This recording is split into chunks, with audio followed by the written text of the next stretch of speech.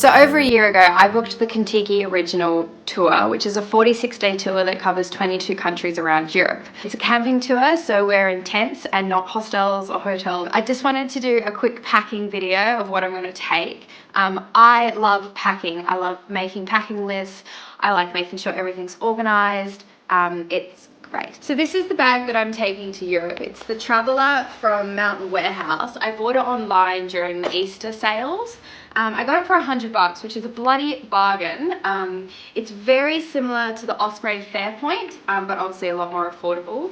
The thing I love about this bag is that it has this backpack, which you can detach. You can completely zip it off. Let's take it off and have a look.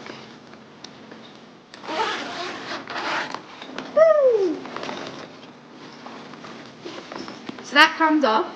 So I'm not actually going to be using this for my trip because I need it for extra space. I'm not an extremely light packer, but I'm not a heavy packer, so it's better to have that space than not.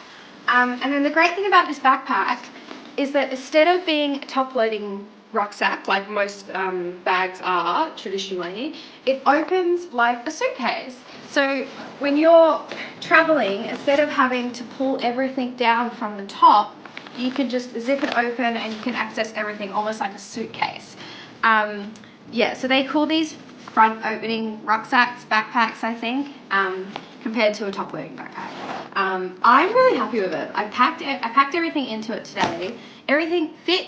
I had room. It didn't feel like I was really trying to kind of push more stuff in there. Yeah, I'm really excited to use that rucksack for this trip. There is a few things that I forgot to film in this packing video.